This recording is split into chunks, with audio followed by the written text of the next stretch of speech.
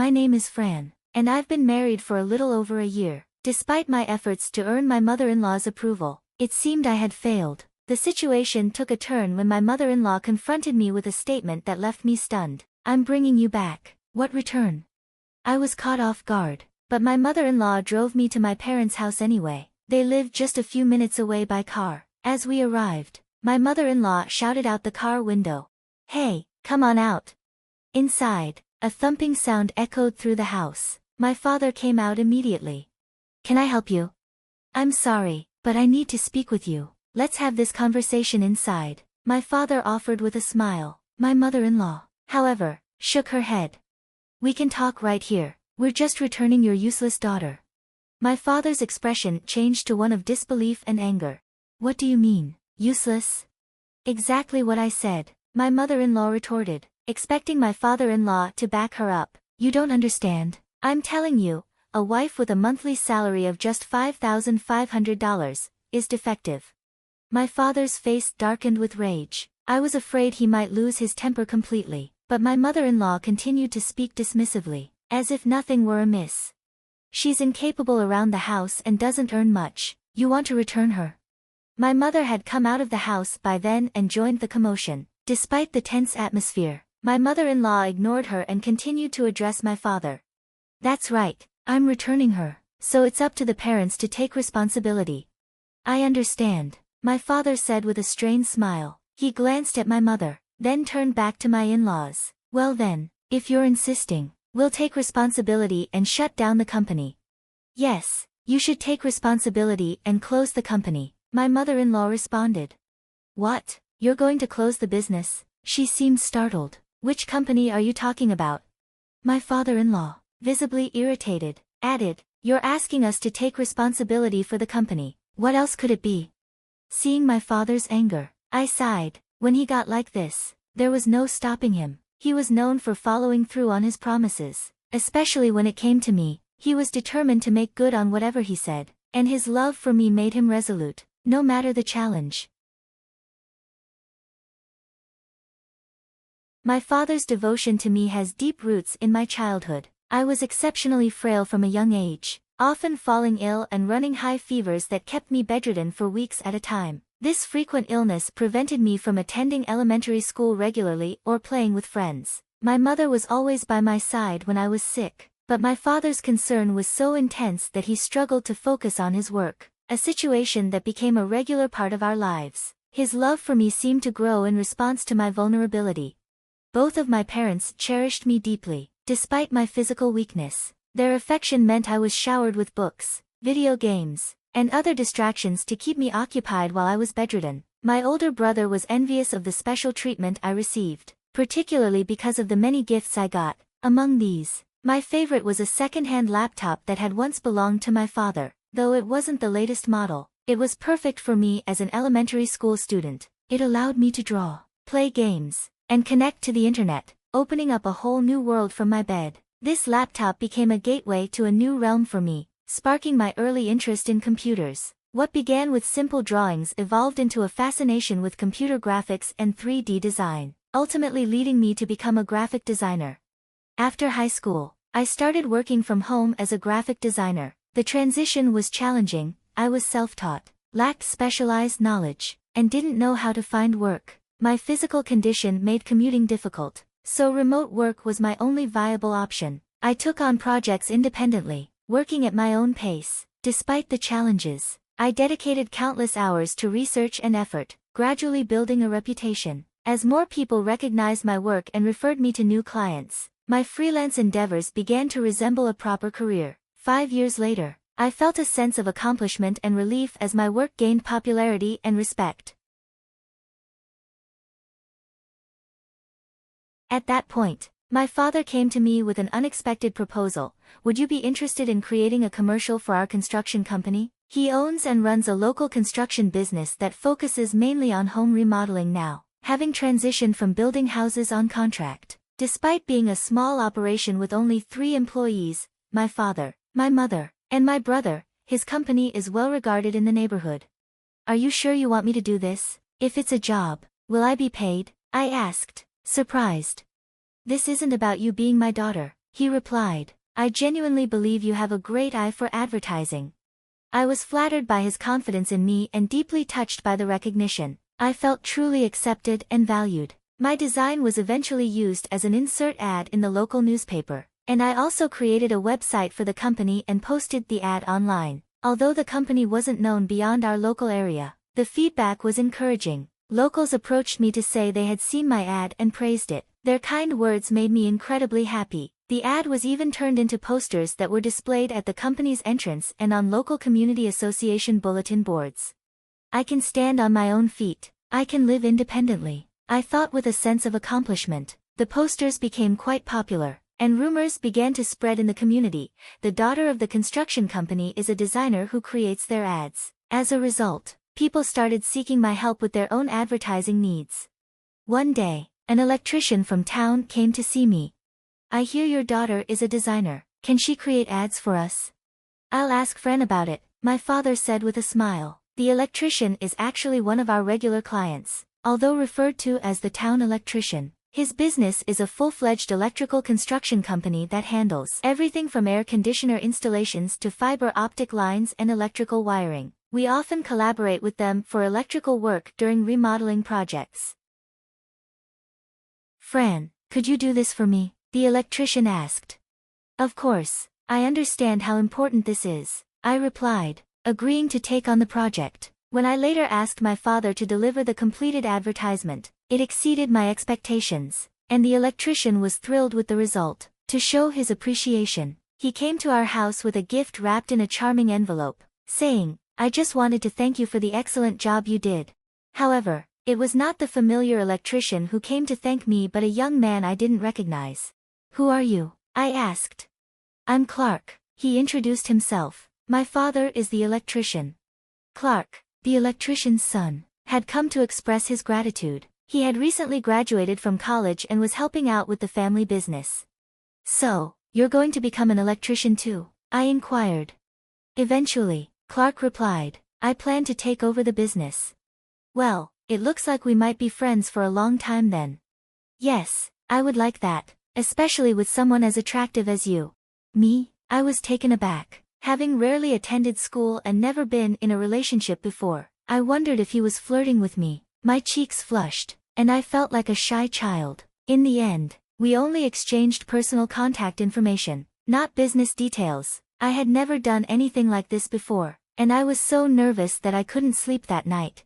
Afterwards, Clark and I kept in touch regularly. We shared stories about our days, talked about our hobbies and interests, and this became a daily routine. Eventually, we started dating. However, our relationship faced challenges. Due to my health issues, I couldn't travel far, so our outings were limited to nearby parks when I was feeling well. We never got to experience typical dates like going to the movies, and our different schedules, due to my freelance work, made it difficult to spend time together. Although I had the flexibility to take time off whenever needed, Clark's schedule was far more rigid. Even on his days off, he often faced urgent repair requests for household appliances. During the summer and winter, it was common for him to be busy installing air conditioners daily. Despite the constraints on our time together, we managed to stay connected through phone calls and messages. This became our routine, and over the years, our love grew stronger, eventually leading to marriage. When I moved into Clark's home, I was familiar with his parents. My mother-in-law said to me, just handle the housework as long as it's not too much for you. I understand, I replied. My father-in-law was also considerate. When you have a moment, could you make the traditional pop-ups for me? I'll take care of it, I assured him. Initially, I felt like I was fitting in well with my in-laws, but this changed over time. My mother-in-law started asking more of me. I'll be out of town for a while, can you watch the store for me? Sure, but I have work to do too. Just stay at the counter, you can work there, right? If it's okay, I'll bring my laptop and work while I'm there. As time went on, my mother-in-law's requests to manage the store became more frequent. My father-in-law also started making demands. Could you create a website for the store? What? I'm not an expert, just something basic. Yes, please. Despite not being skilled in web design, My father-in-law's insistence led me to create a website for the electronics company. Soon, my in-laws seemed to find every opportunity to ask for my help. One day, my mother-in-law asked, "I'm sorry, but could you do the cleaning for me? I have work to do too," I protested. "What are you talking about? You're the wife. Can't you at least handle this?" Yes. In the end, I was compelled to take on the cleaning. Once I agreed, there was no turning back. The chores multiplied, cooking, laundry, and eventually, managing the store. My own work as a graphic designer had to be scaled back significantly. My income dropped as a result, but since Clark covered our living expenses, I wasn't overly concerned. However, the real issue was different. I was exhausted and came down with a fever. I told my mother-in-law, "I'm sorry, but I need to rest for a while." She was clearly displeased and remarked, "I can't believe you'd get a fever over something like this." Then she quickly responded with, "Oh, yes, I understand. Just go back to bed." Her casual dismissal left me feeling guilty. I regretted it, but my body was beyond my control. I lay down to rest, and soon Clark came in to check on me. "Are you okay?" he asked. "Yes, I'm sorry," I replied. "Don't be too hard on yourself," he reassured me. "I know, but your parents." I explained to Clark that I felt obligated to do the chores because of my in-laws' demands. Clark looked at me with confusion and said, "Why don't you just say no?" "But what are you talking about? You're an adult, you should express your opinion." Clark's lack of understanding frustrated me. If this were a typical job, I would have refused outright, but these were my in-laws. I worried that refusing my mother-in-law might cause future problems, and the same went for my father-in-law. I feared that complaints might lead to him suggesting a divorce. I knew it was probably just my overthinking, but it was a real concern for me. I felt isolated and upset that Clark didn't seem to grasp my predicament. Alone in my in-laws' house, tears came to my eyes. Despite this, I knew I had to stay strong. After my fever subsided, my mother-in-law once again asked me to run errands. I adjusted my workload to accommodate her requests, doing my best to keep on good terms with my in-laws. One day, my mother-in-law suddenly asked me, "Fran, how's your work going? Are you making any progress?" "Well, I'm managing bit by bit," I replied. "How much do you earn now?" she pressed. "Excuse me, that's really not your concern, is it?" "It is. With prices going up, I could use some help with living expenses." She smiled slyly. Given that the electrician's business seemed to be thriving, more people were seeking energy-efficient appliances and there were more installations, I assumed her income was likely increasing. Yet she claimed she was struggling financially. Feeling uneasy, I mentioned a lower figure. "My income is also tight, with all the housework. I'm making about $500 a month." $500? Yes, $500 a month. It's not much, but it's manageable for a part-time job. My mother-in-law's face flushed with anger. "Only $500 and you don't even do much housework." "I actually handle quite a bit. I do all the cooking and cleaning, take care of the store, and do the laundry when you're not around." She seemed agitated and said, "Wait here, I need to talk to your father." She hurried off to find my father-in-law. A few minutes later, she returned with him and said, "Come with us." "Where to?" I asked, confused. "To your parents' house." Before I knew it, I was taken to my parents' house and, in front of my father, my mother-in-law declared, "I'm returning her." My father, already displeased, responded, "I'm closing my company." Caught off guard, I didn't know how to react, while my mother-in-law smiled and said, "Close your company? You mean your construction company?" "Yes, it's the only company I have," my father said with a thin smile. My father-in-law sighed and said, "Are you planning to shut down the construction company and ruin our electrician's business too?" "If that's the case, then what? We have other clients besides you. There are plenty of electrician jobs out there," my father-in-law replied. "Then it's fine for me to take responsibility for my daughter and shut down my own construction company, right? Do as you wish. Don't expect me to be dragged down with you." With that, my father-in-law stormed out, leaving me stunned. My mother-in-law added, "You useless wife, don't bother coming back." I was left in a state of shock. What now, Fran? I confided in my father. What should I do? He said so many hurtful things. Wouldn't it be better to get a divorce? Maybe so, my father replied. But what matters most is whether Clark still loves you, even if your in-laws don't. Despite this, Clark didn't reach out to me. Days went by, and finally, I received a brief message from him, "Let's get divorced." I was heartbroken and continued to message Clark, but he didn't respond. Instead, I was contacted by Clark's lawyer. "I understand that Clark's parents have pressured him into divorcing you."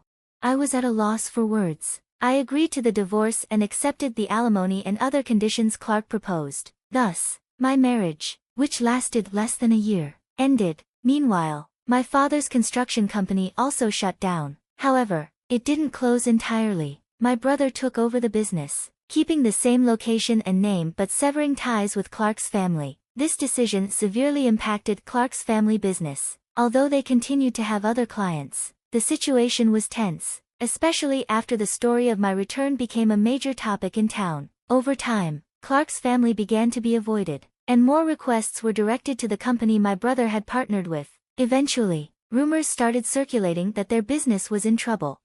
My father commented, "This will teach him a lesson." My mother and I agreed with him, but then, a sudden turn of events occurred. It was the summer of the following year when I was at my brother's construction company office and received a call. "Excuse me, the air conditioner seems to be broken." The call was from a homeowner whose house my brother had recently remodeled. When my brother went to investigate, he discovered that the outdoor unit of the air conditioner had been damaged. It was a serious problem, and even if it were a prank, he consulted with the family and reported the incident to the police. He then contacted his electrician partner to replace the air conditioner. However, this wasn't an isolated incident. Similar occurrences began happening repeatedly. As a result, my brother's construction company struggled to manage the escalating situation. Reluctantly, the affected homeowners turned to Clark's family for help. My ex-father-in-law, ever opportunistic, responded with a grin. "We're receiving more requests, and the fee will be increased. Is that acceptable?" The increase in demand was being exploited for higher charges, which was unacceptable. Although I was furious, there was nothing I could do. My brother, however, took a different approach. "I'll find the culprit," he declared, and sought cooperation from several of his clients. I was curious about his plan, which turned out to be straightforward. He provided them with intercoms equipped with video recording functions. "Why use intercoms?" I asked. "They have video capabilities and sensors that can function as security cameras," he explained. Skeptical, I doubted it would be effective. Yet, within 3 days, the culprits were identified. To everyone's shock, it was Clark's parents who were caught. They had been breaking into homes at night, vandalizing air conditioners to create more work for themselves after losing clients. They confessed to these selfish actions when questioned by the police. The situation was a stark reminder of the term mutual collapse. If my father's business went under, it would jeopardize Clark's as well. It seemed my ex-father-in-law had anticipated this and used the term deliberately. The arrest of Clark's parents led to the downfall of their electronics shop. Clark ended up working at a demolition site to cover the damages, and one of the electricians from my brother's company saw him there. While I felt some sympathy for him, I chose not to get involved any further. I'm content now, working as a graphic designer and managing the store at my brother's construction company at my own pace, free from in-law interference. There is one issue, though. My father, now retired, is frequently around. "Are you tired? Are you okay?" He's always checking in with me. "If you're so bored, why don't you get a job too?" I suggested. "I think it's cool to have a working dad," he replied. So, my father took up a job at my brother's construction company again. It's clear he still loves me, and I love him too. We're even.